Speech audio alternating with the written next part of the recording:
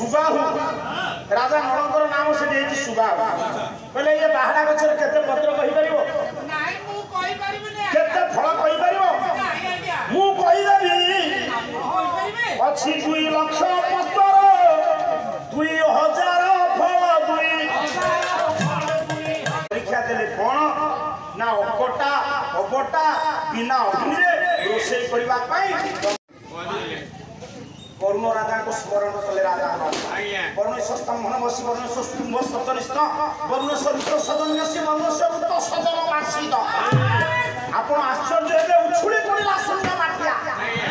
आधे बर दैते से दिन चारि देवता शेषरे तो स्मरण करिसंत कर्कट रूप परिवर्तन होई बहु कथा कहिसंत शेषरे स्वामी स्त्री कहै छी मिलन